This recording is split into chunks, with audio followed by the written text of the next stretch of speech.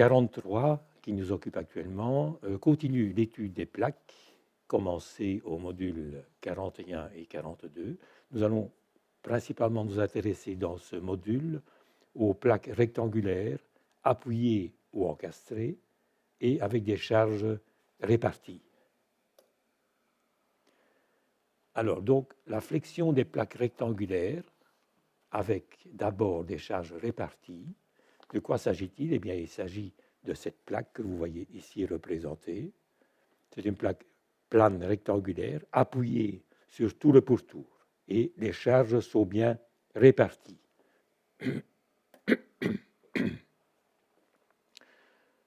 Quelles sont les données? Nous avons petit a qui est la longueur de la plaque en millimètres, petit b, la largeur de la plaque en millimètres, petit p sera la pression uniformément répartie sur la surface en newton par millimètre carré, grand R est la contrainte admissible de la matière en newton par millimètre carré, petit e est l'épaisseur de la plaque en millimètres, petit f est la flèche en millimètres et grand E est le module d'élasticité en newton par millimètre carré. Alors, quelle est la formulation dans ce cas? Nous avons petit e, le calcul donc de l'épaisseur de la plaque, est égal à a carré, la longueur de la plaque, multiplié par petit b, la largeur, divisé par a carré plus b carré, racine carrée de 3 fois P. P, souvenez-vous, c'est la pression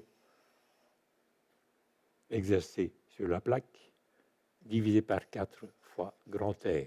Grand R étant la contrainte, admissible de la matière en newton par millimètre carré, et petit p, que vous avez vu, la pression répartie sur la surface.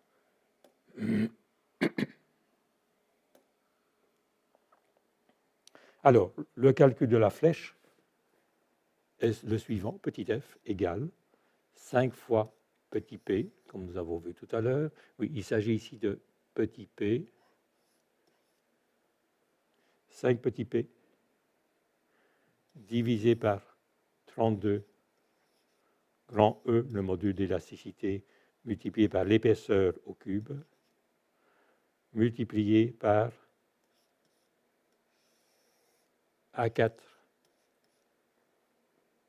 la longueur de la plaque, multiplié par B, exposant 4, la largeur de la plaque, A carré, plus B carré, le tout au carré. Voilà la formulation qui vous permet de calculer l'épaisseur de la plaque ainsi que sa flèche. Nous pouvons avoir évidemment un cas particulier.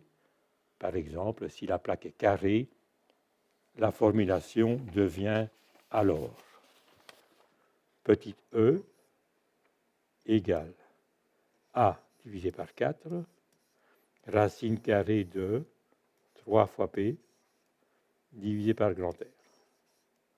Et la flèche est égale à 5 fois p, il s'agit toujours bien sûr de petit p, excusez-moi, 5 fois petit p que multiplie a exposant 4, divisé par 12 par 128, que multiplie grand E, que multiplie E, petit e exposant au cube, donc l'épaisseur de la plaque au cube.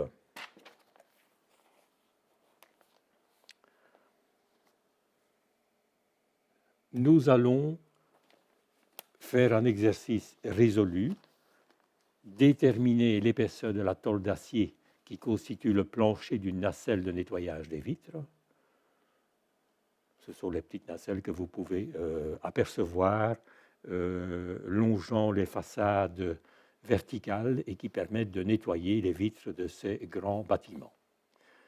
Deux hommes ont accès à cette nacelle avec un petit matériel, plus ou moins 500 newtons, et la tôle est posée sur les 4 côtés. Donc il s'agit bien de cette tôle rectangulaire qui est posée sur les 4 côtés de la nacelle qui se déplace. Et les données sont les suivantes. Grand L est égal à 2 mètres, petit L, la largeur à 1 mètre, la contrainte admissible, 92,5 newtons par millimètre carré. Il s'agit d'un acier courant de construction.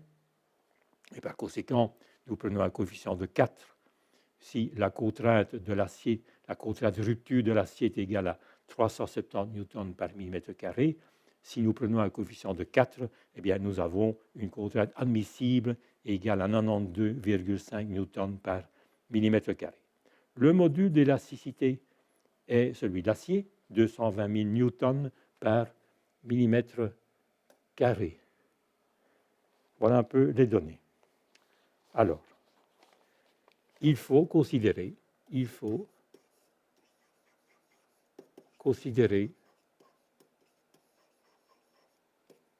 la charge comme répartie.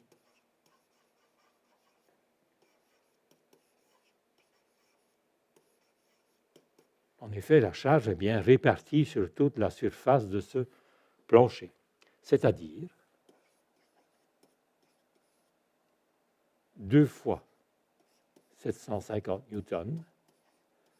Nous avons les 2 hommes. On considère qu'un homme a une charge moyenne de 75 kg, 750 newtons. Donc 2 fois 2 hommes, donc 2 hommes sur cette plancher d'un nacelle, 2 fois 750 newtons, plus le petit matériel, souvenez-vous, 500 newtons, ce qui représente 2000 newtons. Donc la charge utile sur ce nacelle est de 2000 newtons.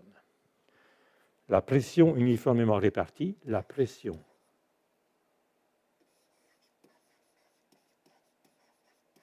uniformément répartie sur la surface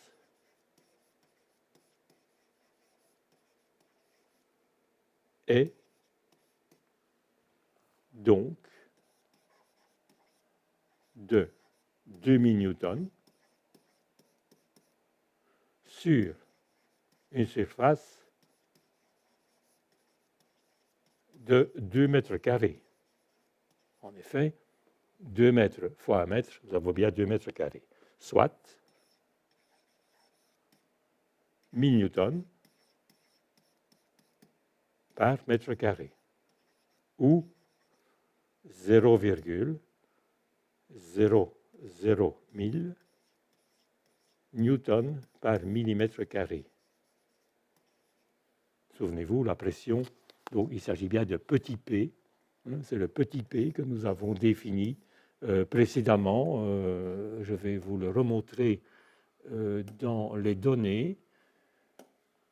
Voilà, il s'agit bien de la pression uniformément répartie sur la surface en newtons par millimètre carré.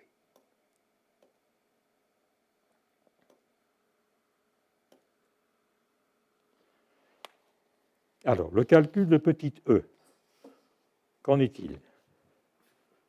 Petit e, nous l'avons vu, est égal à a carré, pour rappel, fois b, divisé par a carré plus b carré, que multiplie la racine carrée de 3 fois petit p, divisé par 4 fois grand R. Donc, petit e est égal à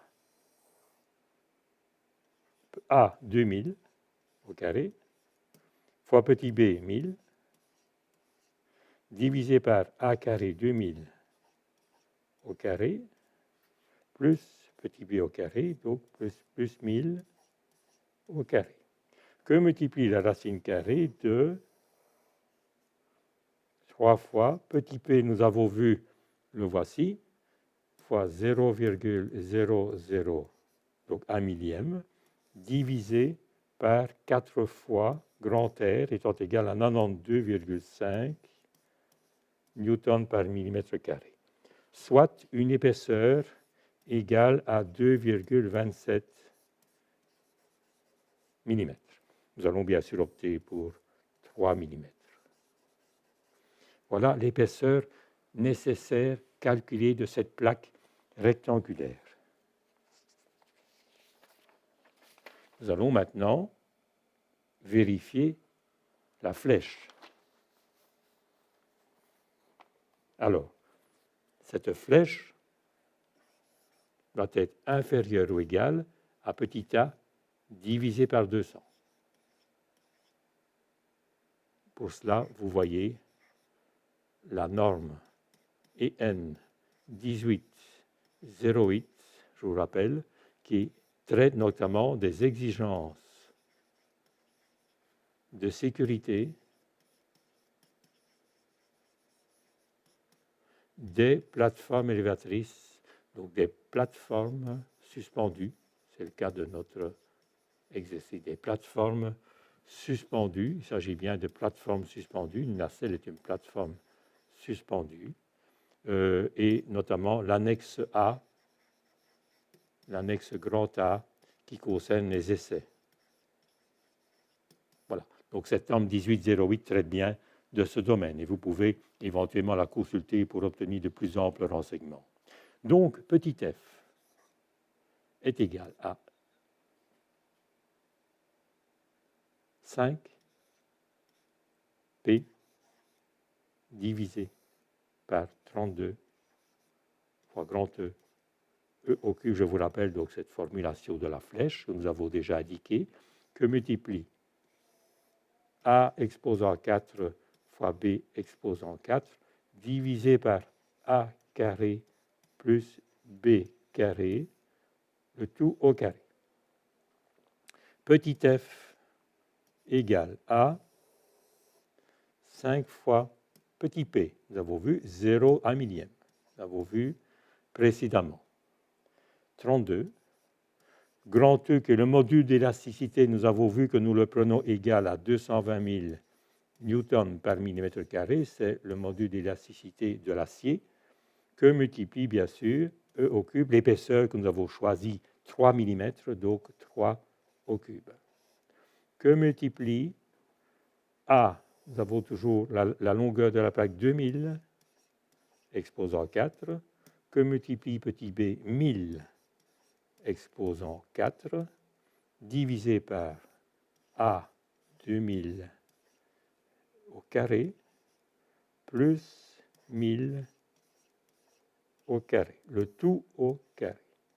Voilà la formulation de le calcul de cette flèche.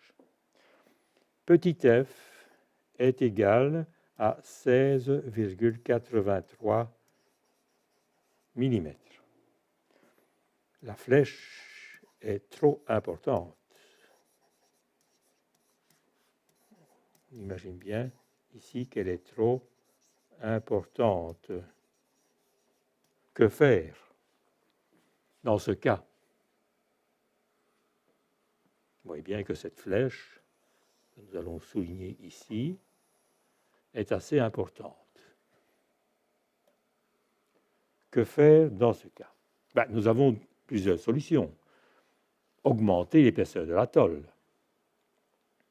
Ou, deuxièmement, placer un profilé supplémentaire au milieu du plancher et ainsi déposer deux plaques ayant pour dimension grand L et petit l égale à 1 mètre. Au fond, nous remplaçons cette plaque rectangulaire par deux plaques de section carrée.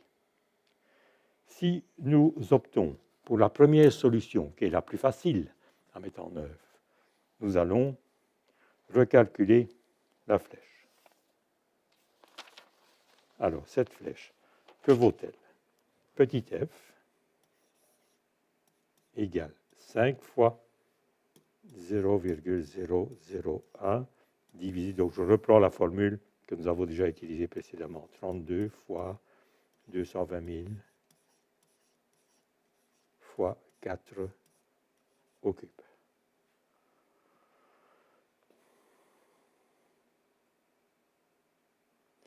Que multiplie 2000 exposant 4 fois 1000 exposant 4, il s'agit bien des longueurs et des largeurs de la tôle divisé par 2000 au carré plus 1000 au carré, le tout au carré. Vous voyez ici, nous avons ainsi un résultat pour la flèche de 7,1 mm qui est tout à fait acceptable du fait que nous sommes en dessous des valeurs tolérées. Je vous rappelle, nous sommes bien sûr ici. Nous avons, souvenez-vous, une épaisseur de 3 mm que nous avions choisie. Donc nous avons augmenté l'épaisseur de cette tôle à 4 mm, ici, vous le voyez, et nous avons ainsi diminué la flèche à 7,1 mm. Donc,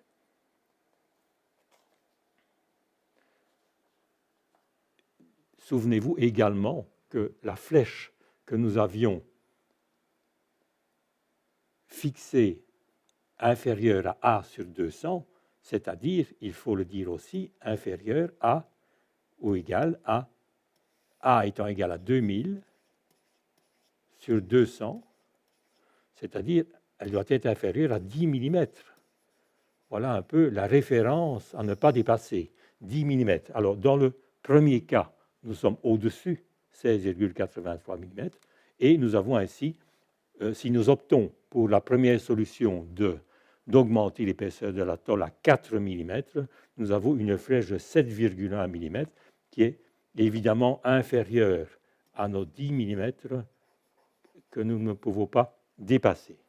Donc, ceci est une première solution acceptable, augmenter l'épaisseur de la tôle. Si nous envisageons la deuxième solution, la deuxième solution nous permet d'étudier une plaque carrée appuyée sur tout le pourtour et avec des charges réparties. Dans notre cas, nous avons petit a égale à 1 mètre, petit b est égal à A dans ce cas et est également égal à 1 mètre. Quelle est la formulation dans ce cas? Petit e est égal à A sur 4 que multiplie la racine carrée de 3 fois petit p, la pression exercée sur grand R, la contrainte admissible, grand R. Et petit f est égal à 5 fois petit p que multiplie A exposant 4 divisé par 128 que multiplie grand E que multiplie E exposant QE au cube. Voilà la formulation dans ce cas.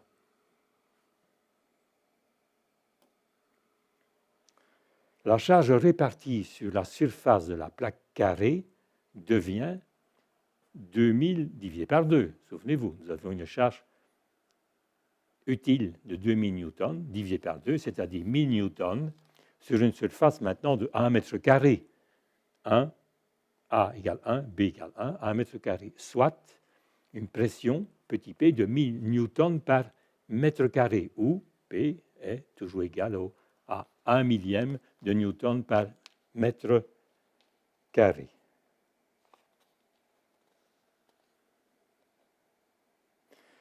Le calcul de E, et de petit f, va être le suivant. Petit e est égal à A divisé par 4, multiplié par 3 fois P sur grand R, nous venons de le rappeler, c'est égal à 1000 divisé par 4, racine carrée de 3 fois 0,00, donc 1 millième de newton par mètre carré, et le tout divisé par grand R, 92,5. Nous allons avoir une épaisseur égale à 1,42 mm, soit nos 3 mm que nous avions choisis au départ sont tout à fait acceptables. Nous allons maintenant calculer la flèche petit f qui est égale à 5p à 4 divisé par 128 que multiplie grand E, le module d'élasticité, que multiplie E exposant cube, l'épaisseur de la plaque au cube. Nous avons pour résultat donc 5 fois P, c'est-à-dire 0,001, la pression par unité de surface multiplié par petit a, c'est-à-dire 1000 exposant 4, divisé par 128, que multiplie le module d'élasticité de l'acier 220 000, et que multiplie l'épaisseur de la plaque qui est de 3, nous avons gardé 3 mm. C'était la deuxième option, souvenez-vous, de garder l'épaisseur de la plaque, mais en réduisant une des dimensions, la longueur de la plaque. Et nous avons pour résultat petit f égale 6,57 mm, qui est supérieur à A sur 200, c'est-à-dire supérieur à 1000. Souvenez-vous, petit a ici n'est plus 2000, puisque la plaque n'est plus de dimension 2000 sur 1000, mais de 1000 sur 1000. C'est-à-dire petit a vaut 1000. Et nous avons maintenant une flèche qui ne peut pas être supérieure à 5 mm.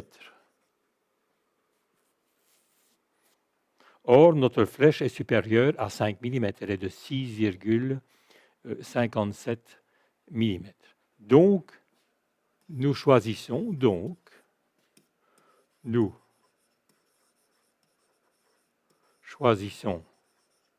également une épaisseur de 4 mm de la plaque, comme nous avions d'ailleurs choisi précédemment dans la première option, ce qui permet de recalculer la flèche.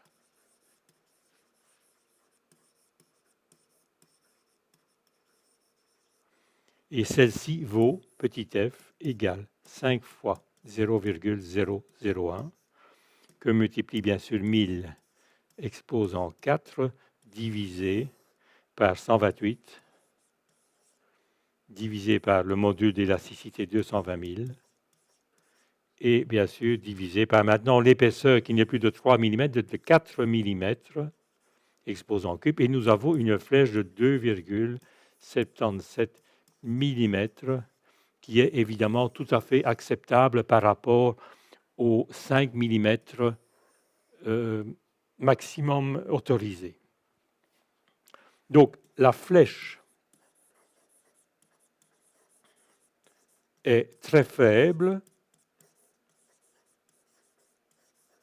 on le voit bien, et en tout cas inférieure au premier choix,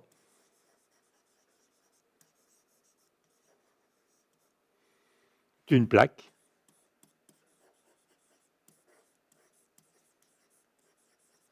de 2 mètres sur 1 mètre, où la flèche était de 7,1 mm. Voilà. Donc, cette deuxième option nous permet de diminuer fortement la flèche à 2,77 mm et elle semble donc une option intéressante également. Donc, la première option était de augmenter l'épaisseur de la plaque à 4 mm, mais en gardant la plaque rectangulaire, nous avions une flèche plus importante que 2,77 mm. Deuxième option, si nous voulons vraiment réduire encore la flèche, nous optons pour un support intermédiaire, c'est-à-dire que nous avons deux plaques carrées de 1 mètre sur 1 mètre, et là, évidemment, nous descendons encore la flèche à une valeur de 2,77 mm. Nous allons terminer par les surfaces planes rectangulaires encastrées sur les 4 côtés. Souvenez-vous, pour l'instant, nous avions des plaques posées sur les 4 côtés avec des charges réparties. Maintenant, nous avons des plaques rectangulaires encastrées sur les 4 côtés avec des charges réparties. Nous avons toujours dans ce cas, la formulation devient, je vais vous l'exprimer, mais nous avons toujours bien ceci, nous avons donc toujours notre plaque rectangulaire, avec bien sûr une dimension petit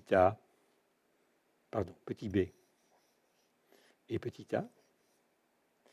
Et nous avons bien sûr, si je vais représenter l'autre vue, nous avons bien sûr l'épaisseur de la plaque,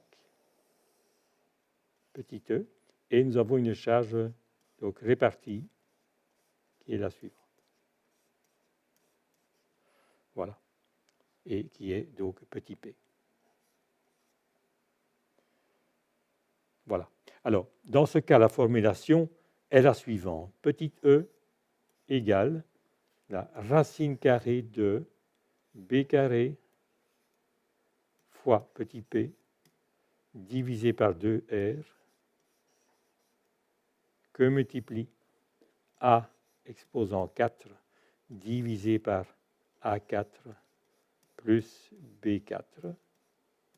Voilà. Et la flèche, donc la racine carrée de tout cela, et la flèche devient petit p divisé par 32 fois grand E, le module d'élasticité, fois E exposant 3. Je vais vous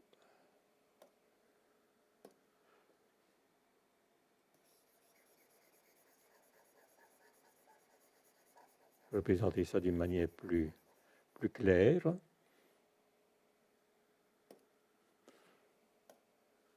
Donc, petit f devient petit p divisé par 32 fois grand E et l'épaisseur au cube, que multiplie A4 fois B4 divisé par A4 plus B4. Voilà l'expression de la formulation du calcul de l'épaisseur de cette plaque et de la flèche dans le cas de plaques rectangulaires encastrées sur les 4 côtés, mais aussi avec une charge répartie. Eh bien voilà, nous sommes venus à la fin de cette présentation de plaques rectangulaires. De plaques rectangulaires, rappelons-nous, appuyées d'abord et ensuite encastrées, mais avec une charge répartie. Je vous donne maintenant rendez-vous au dernier module consacré à l'étude des plaques. Il s'agira des plaques rectangulaires, appuyées, mais avec une charge ponctuelle.